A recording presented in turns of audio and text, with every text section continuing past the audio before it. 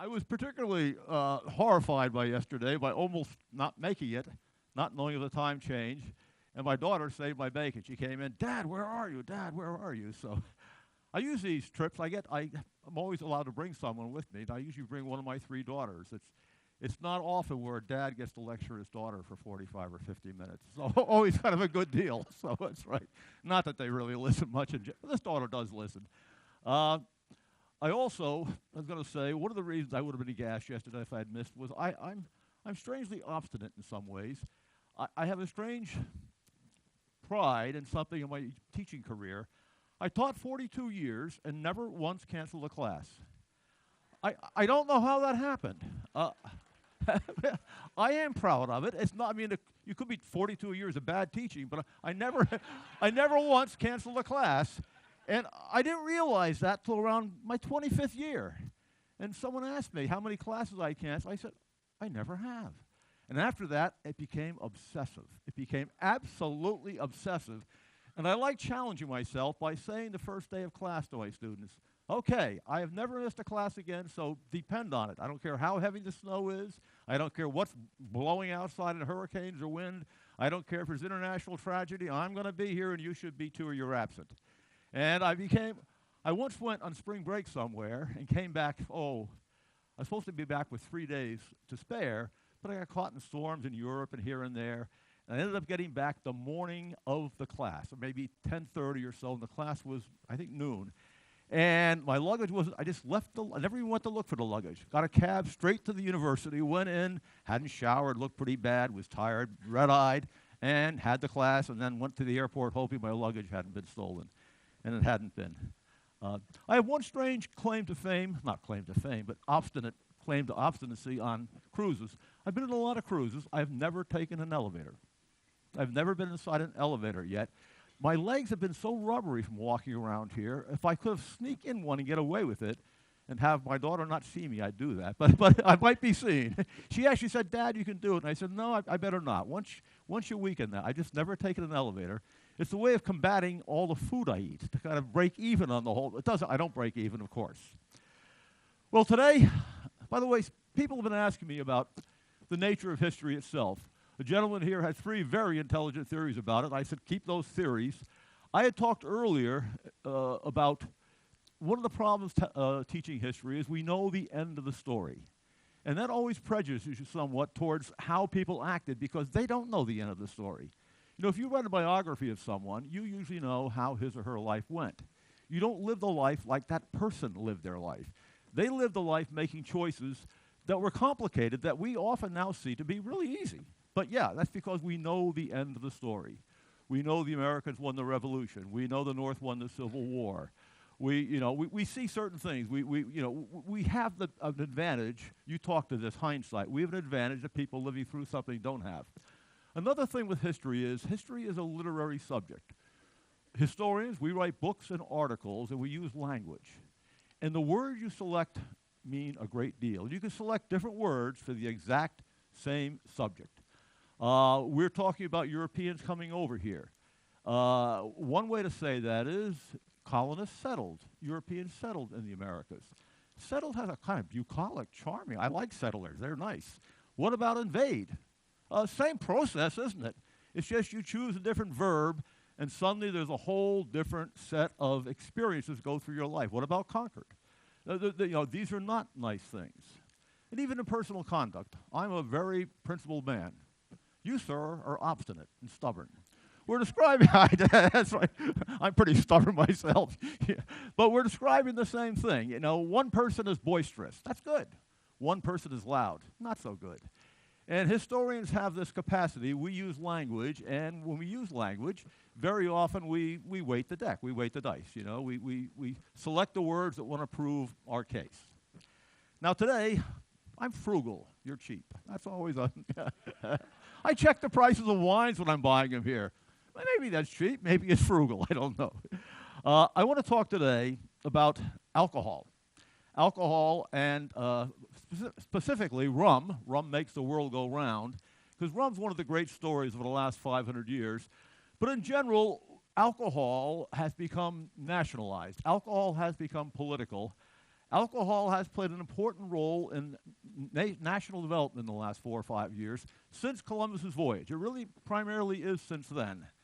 Now, I was thinking to myself, do I have the temerity to lecture cruise people on alcohol? I mean, like, you know, I'm talking to experts here. I realize that. So, but here goes. And I see, you know, I see the joy of alcohol and the detriments every day around me. But it's a strange story. I talked of Columbus creating globalization and creating kind of an international stew that has gone on apace. When you connect these continents, and they connect, you know, within a couple of years after that, all the continents are pretty connected in an ongoing yearly basis. And I talked of the germ pool being globalized.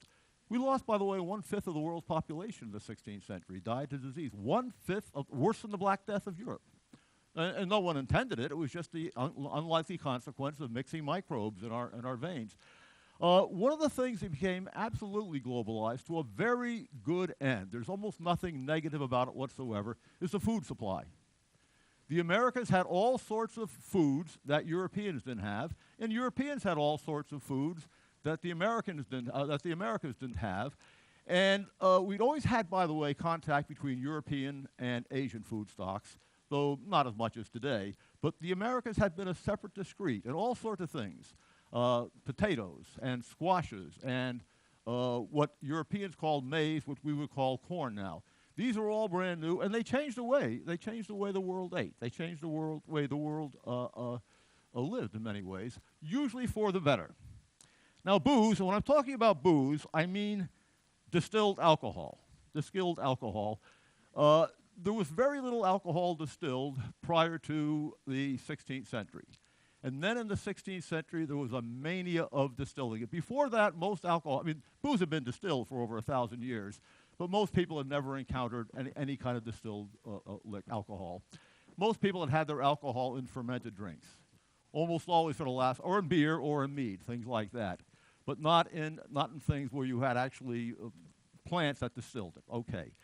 Now, consider some of the recent effects, by the way, political. And by the way, booze has been political since the moment they started trading it and making it in large quantities. And it's still very political. In Europe, when the European Union was formed, the European Union was formed in a strange way. 6 countries shortly after World War II, Benelux, and you can figure the countries out from Benelux, Luxembourg. They were relatively small, and then over the years, other large countries joined in. And England famously in 1973, and England famously out the door in pretty soon, 2018, 2019. France was interesting. When France was all set to join, at the last moment they dragged their heels. And they made a demand on the European Union. They said the following: we will not join unless it is forbidden for any other European country to call their white bubbly wine champagne. Champagne can only come from the Loire Valley, Champagne country. So, I said that with an Italian accent. I don't know why that worked out. Sorry. And they were absolutely obstinate. Portugal decided to support this, but Portugal said, yes, we'll support that, but only if the European Union bans any other country from making a sweet brown wine and calling it port. And there always, of course, had been Spanish port, and there always had been Italian champagne. There had even been something called English champagne, which is hard to imagine. The deal was that all these countries, they all started realizing that they had a national identity. There was something about being French or being Portuguese tied up with this. In the recent round, by the way, after the fall of the Soviet Empire, when Eastern Europe became free to choose where it wanted to anchor itself in the world, Lithuania, Finland, and Poland dug their heels in, saying, if you're going to call something vodka, it has to be made entirely with potatoes. You cannot use other grains in the making of potatoes. And they cited the French, they cited the Portuguese, and by the way, other food stuff cheeses were very much involved in that after the French thing. They said, only a cheese can be called Parmesan if it comes from here and there. And you realize that nations have pride in certain things. Americans have pride, by the way. It's funny about patriotism. American patriotism is tied up in elections, in fair play, I think, in economic mobility. Their patriotism is tied up with a lot of political and legal things. Russian patriotism, I discovered, is tied up in opera, big thundering opera, and in ballet. I had a job in Russia for a year, and I did it well and liked it well, but my predecessor was an American whose wife was a ballet instructor. I just couldn't compete. They just loved ballet. The French, of course, and the Italians define a lot of their national identity on food and on wines, and a lot of Europe does, but alcohol plays a role in that. I also think of American history. There have been two massive eras of violence in American history, in addition to the Civil War, which stands in a category of its own. The first was something called the Whiskey Rebellion. The Whiskey Rebellion took place in the 1790s, and it was a strange east-west, upper-class, lower-class kind of rebellion. The government passed a tax on whiskey that was pretty prohibitive, but it applied only to whiskey not being exported. They wanted to keep it on exporting whiskey off that so they could sell it internationally and be competitive. What it did was favor big distilleries along the shoreline, which tended to be larger and have more money, and penalize the ones in the backcountry. Men in Pennsylvania, Maryland, other parts of the Virginia backcountry marched on the east. They actually took up arms. It was Whiskey Rebellion. It's the only time in American history where the President Washington, ex-general, took to the troops. He commanded the troops that went and fought the Whiskey Rebellion people. Several were hanged. It was then the tax, but they did, by the way, compromise on the tax. But people took this seriously. The other event, of course, is something we all know, Prohibition. Now, Prohibition didn't have that. Prohibition, by the way, is a strange sort of thing. In the 19th century, there were three great causes in the 19th century that for 100 years ignited moralists in marches and in demonstrations, almost always, by the way, connected with churches, almost always connected with evangelical religion. They were women's rights, slavery, abolitionism, and stopping booze. And they all went together. In the 1830s, 1840s, and 1850s, they often called this the abolitionist crusade, led heavily by women and almost always by teetotalers, and very, couched in the language of evangelical. The Lord does not want this. The truth was, booze was a big problem in 19th century America. And in the early years, for the first 40 or 50 years, no one asked governments to do anything. They always asked individuals to regenerate as Christians. It was never, we need Maryland to pass a law against booze or a national law against booze. No, it was you, sir, are a sinner. You, sir, need to take the pledge, swear off demon rum. You'd have people travel across the country, and there'd be a guy come out and say, I'm Reverend so-and-so, and I want to talk about the evils of demon rum. And then I have my friend here, George Witherspoon, who's sitting here. George is from a good family. And George would be like, drooling and lolling, And they would say, George would have a fine life. He would have children and a wife. But George, it's the evil rum. So take the pledge, take the pledge, take the pledge. It was always as individual Christians. And then when the war, that didn't seem to work, it did work, by the way. There were millions, tens of millions of people who took the pledge. Many people took the pledge many times. There was a great deal of backsliding because you'd have these large camp meetings. You go there, and people would talk about sinness, and God sees you, and you're destroying your family, your child. Oh, God, no. You run forward, and you literally would sign a pledge. I mean, we're not talking saying it. We're talking literally signing the pledge. And then 5 years later, you do the same darn thing again. In the 1890s, it became worse, by the way, in the 19th century in a different way. In those early years of booze abuse, it was primarily in the West. The West had a lot of single men. The West did not have families. The West had a lot of rootless people. West had a lot of war veterans. They used to reward American war veterans by giving them land in newly open territory. And that was a combination of things that made alcohol seem very, very enjoyable, very comforting when you're away from things that are familiar. In the late 19th century, it took on a different level. It came east to the cities. Late 19th century American cities were full of immigrants who were hardworking, often came, by the way, in foreign chain migration then. Either the eldest son or the dad would come first, and kids would come over one at a time. It was a complicated business, but the cities filled up with men who were hardworking, working 12 hours a day, 6 days a week. Sunday was always free, but often 72-hour weeks, and they were full of saloons that were unregulated, full of saloons. And there were brawling in the streets, and there was very little police protection, and there were prostitutes, and the political machines. Every city had a big machine. Tammany Hall in New York, we all know of. Bathtub John McLaughlin was a big boss. There were bosses everywhere we knew of, and they fed these immigrants booze in order to get their votes on election day. Massive ward healing. And the progressive movement in America tried to clean the cities up.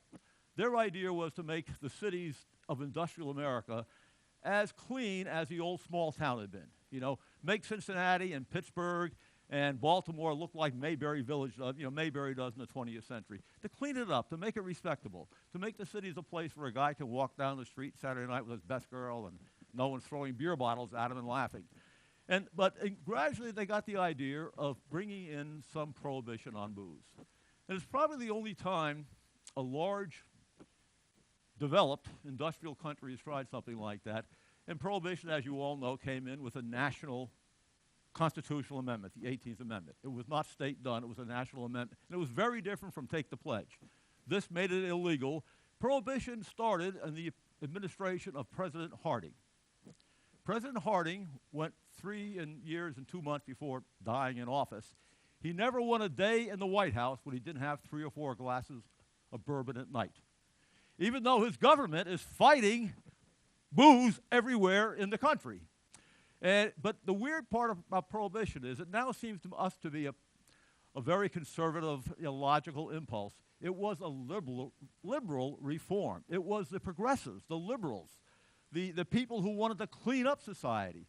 It was the people today who would be doing things like, working for women's rights and working for the environment. It was the liberals of society, and it was regarded as a noble experiment, and it engendered more violence without a real war going on than we can possibly imagine in the 1920s. And of course, it was ended by Franklin Roosevelt and the New Deal. And the 21st Amendment, which then you can't get rid of an amendment without having another amendment, so it was repealed. So 2 of the amendments to our Constitution are do A, take away A. But it was people call it a noble experiment. It really was a liberal experiment. It did not work very well. Now, my point here is that booze is important for a variety of reasons politically. One, there's a lot of money to be made in liquor, a lot of money. Booze is always connected to things like the Whiskey Rebellion. Money, money, money. Governments make a massive amount of their tax dollars through excise taxes on alcohol, and it's a pretty inelastic market. You raise the taxes, people still buy the booze. It's a very inelastic market. And the other thing is morality. People obviously look at booze the way we look at drugs in the last 50, 60 years. It's both a combination of money and morality. People think the abuse of alcohol is very bad, but Prohibition showed it seems almost impossible to do anything but regulate it.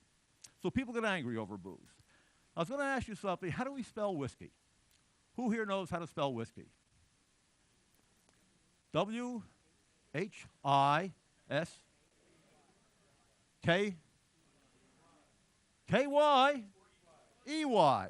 What's the difference? Who uses an E and who does not use an E? The Irish and the Americans use an E.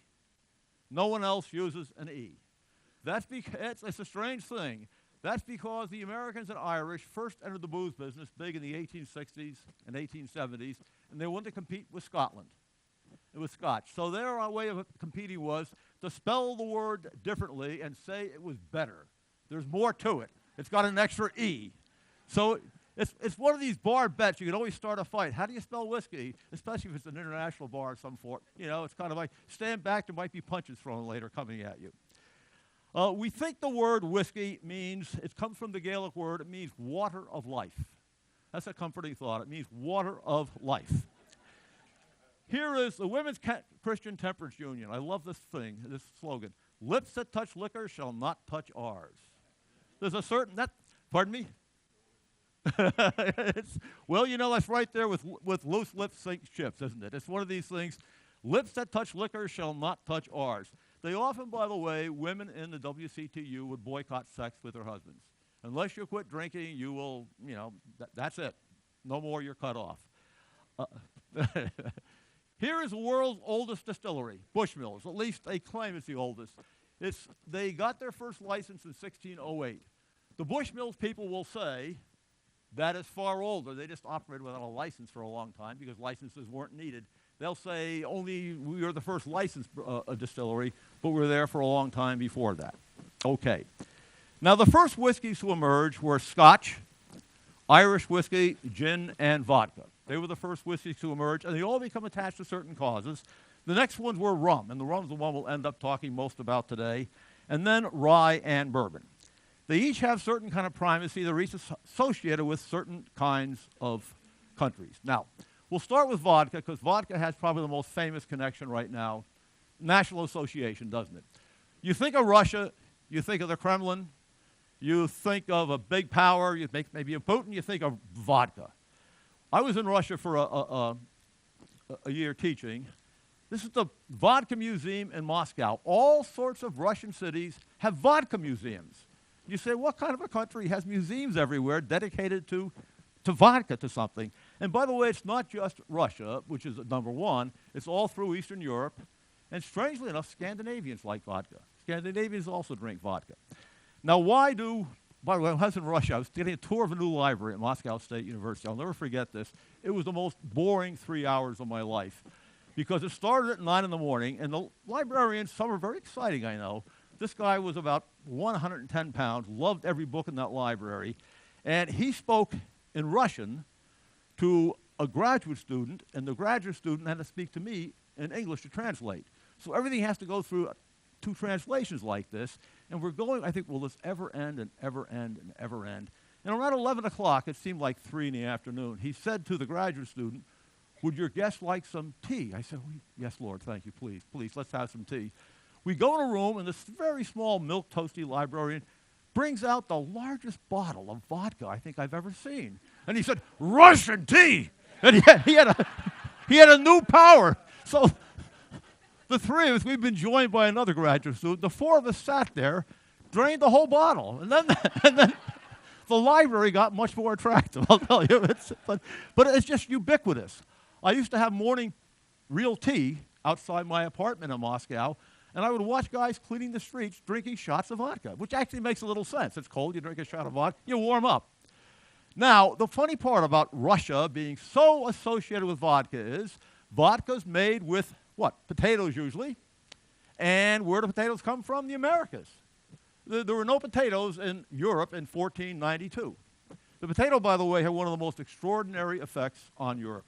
For one thing, it virtually ended starvation for 300 years. That is, potatoes were so easily grown, they seemed to defy any kind of disease whatsoever. They were bountiful, and they're really tasty, as everyone knows.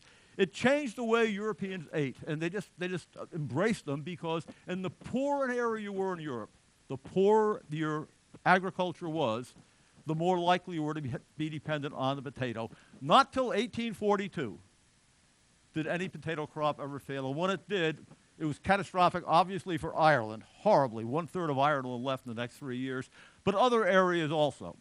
Now, why did the Russians use potatoes for vodka? You don't have to make vodka out of potatoes. Vodka is a process by which you just distill over and over and over and over. Really good vodka is distilled 15 or so times, and you get an absolutely clear liquid. Absolutely clear. You can use any grain. But potatoes were so much cheaper. So it made sense. You can use any, by the way, when you're done, you get pure alcohol. Pure, absolute alcohol. If vodka has any, it's completely flavorless. If vodka has any flavor at all, it's added to it afterwards. They add it to it to give it some flavor. And also they add water and other things sometimes to cut the potency, or else you'd be dead by drinking as much as we drank that day in the library. But Russians embraced it because it was dirt cheap. Vodka was, by the way, almost unheard of in the West until the 1950s. It's a post-World War II deal. Who here has watched Mad Men? Did you love the show Mad Men? I love the show Mad Men.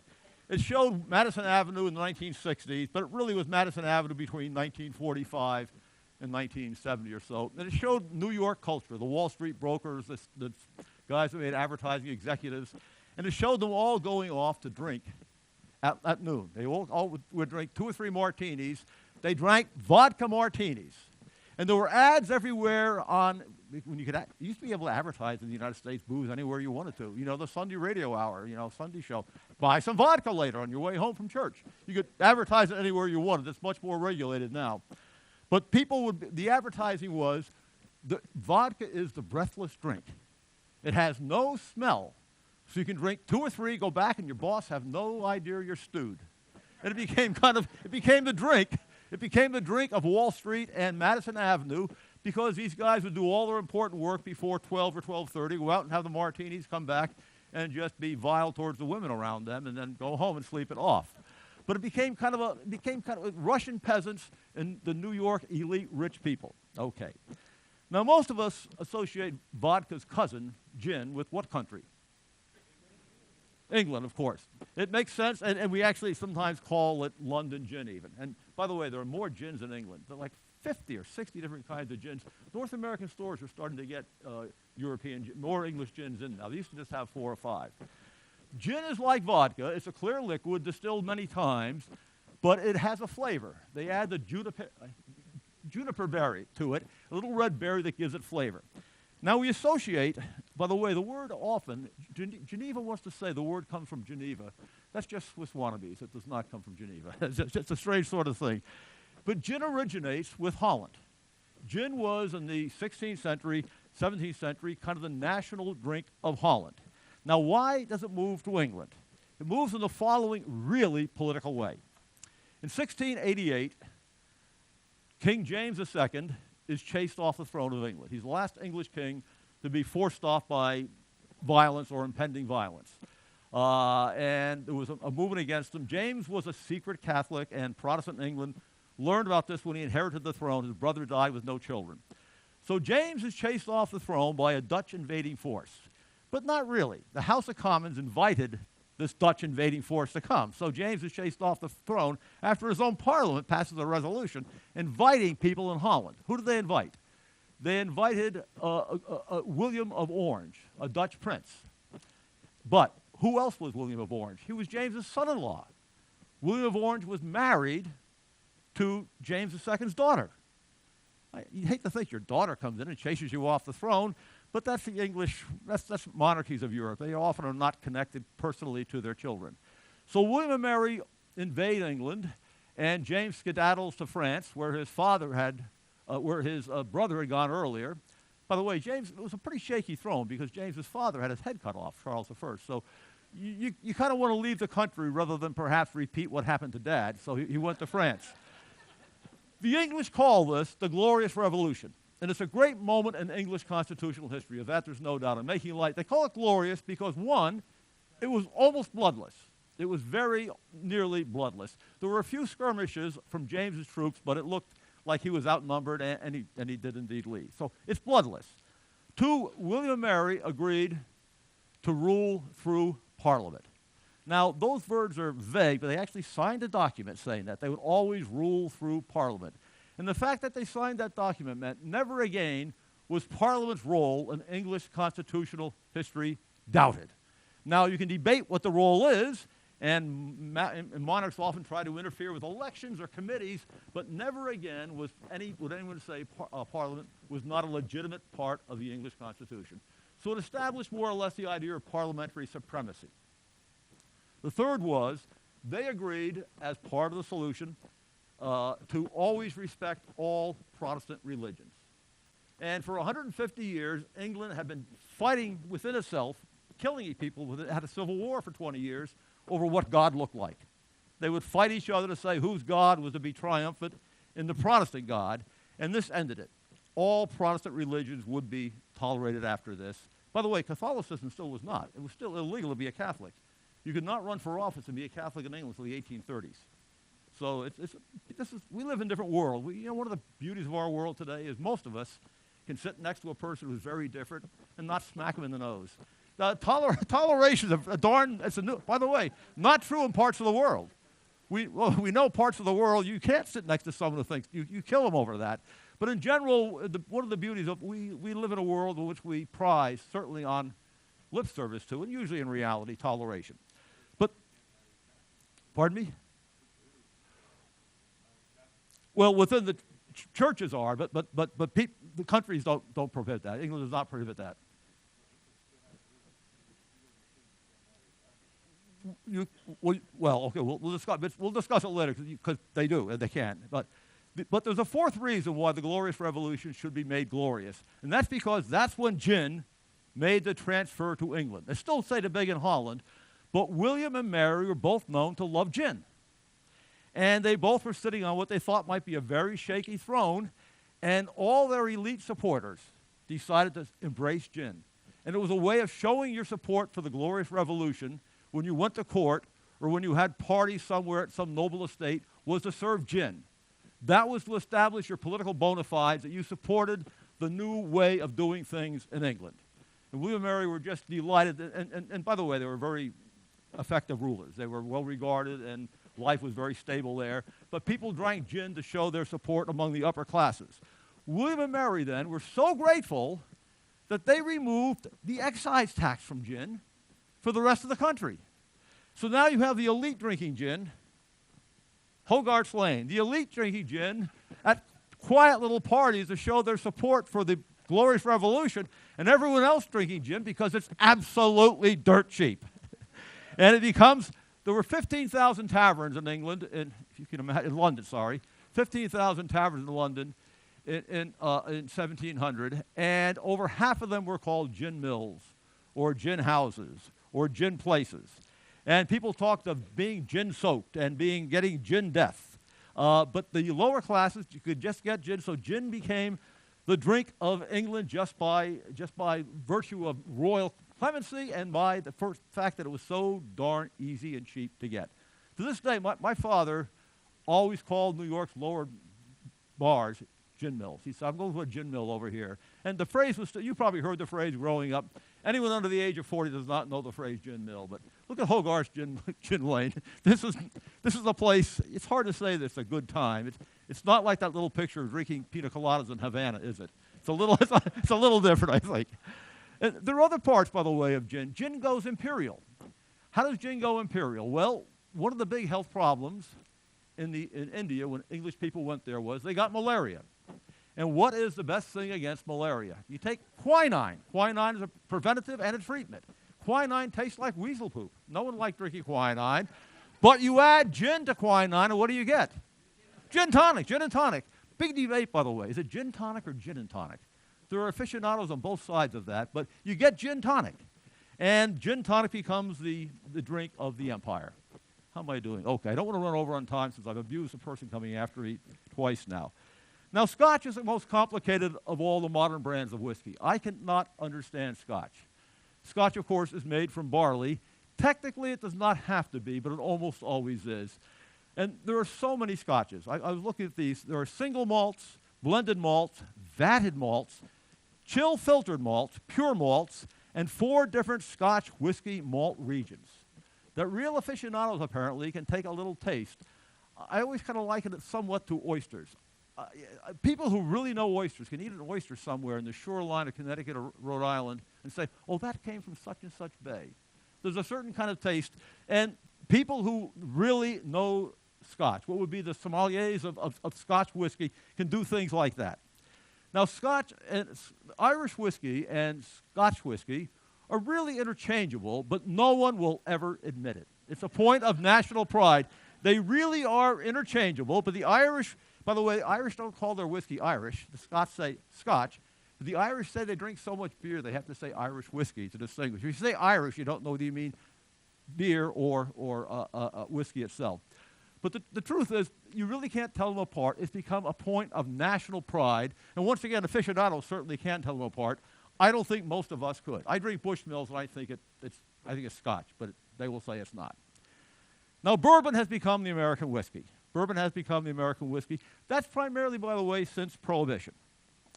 When Americans first came here, bourbon, of course, is made from corn. Corn is a new grain, so it's like vodka. It is something that would not have been made prior to the contact with the food supplies of the New World. And colonists preferred rye much more to bourbon. Rye was something they had known from England, of course, making rye whiskey out of rye grain. There was a problem in colonial America with rye whiskey and rye grain. And the problem was rye, when it's stored under certain conditions, under dry summers and moist falls, leads to a problem. A little fungus grows on rye called ergot, E-R-G-O-T. Some of you have heard of it? Wait, raise your hands. You know ergot. Ergot is what? It is poison. It's the active agent in LSD. LSD is synthesized ergot. And when people, there are all sorts of times in European history when villages seem to go crazy. We now say, oh yeah, ergot poisoning. And it was a problem in the Americas. People, by the way, try to link the Salem witch trials to ergot, which is just not true. That's not the way it went. It'd be a nice story if it was. But it was always a problem making rye for Americans, so they tended to emphasize bourbon more. But there was always rye and bourbon made prior to Prohibition. Now, bourbon started being made first in the American South, in Kentucky. It's obviously named for a French king, but not exactly. It's named for a county in Kentucky. The county in Kentucky is in turn named for the French king. So the king comes first, the county comes next, and the booze comes after that. And by the way, in the South, bourbon is if you refer to whiskey anywhere in the South, it will be bourbon. If you say at a bar, give me a whiskey, you'll get a bourbon. That's probably true in the North, but much more so in the South. In 1964, the U.S. Congress passed a law saying bourbon is the distinctive drink of the Americans. It's a strange little thing. Kentucky people have been pressing for that for years. And then in 2007, the Senate created National Heritage Bourbon Month, September. So when you come to September next year, indulge it, be patriotic, have National Bourbon Heritage Month. It came about from a very curious way.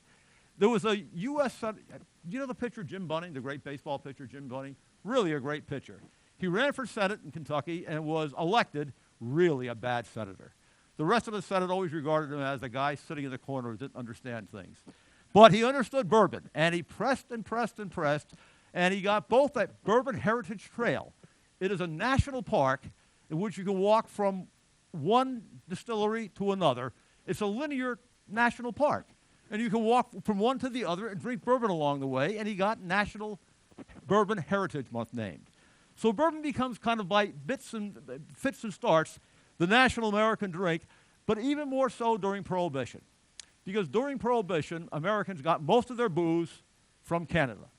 A strange thing is we know how much Prohibition affected the United States. It also affected Canada much more positively. It stimulated, it did. It was a huge export across the Great Lakes, a huge export down along the Atlantic shore, and even in the West, it stimulated grain production in the West. So Canada was known for making rye, and most of the booze that came in during Prohibition was rye. So when Prohibition was over, Americans tended to think, okay, rye is more Canadian, and they tended to think and associate Canada with rye and the United States with bourbon, and those associations have stayed. Not that American places don't make rye, and not that a few Canadian places make bourbon, but not many do, because a lot of corn was never grown in Canada. A lot of corn was never grown. Okay. Now we come to the whiskey of the title, rum. Okay. Rum becomes the whiskey of the Atlantic, and it has both an honorable and a dishonorable strand to its past. It really does. People debate the name. Most people think it comes from the Middle English name Rumbulian. Rumbulian meaning a thing where you made a loud noise, a great roar. Give me that. Ah! That's good. Rumbulian. Other people claim, the Dutch claim for a while it came from their Dutch word meaning roamer, but no one seems to believe that seriously. It also has all sorts of secondary names. They call it Nelson's Blood, after Admiral Nelson, who loved it on his ships. They call it Kill Devil. They call it Pirate's Drink. All Canadians know a certain kind of rum. It's a very raw, cheap rum that came from Newfoundland. They call it Newfie Screech.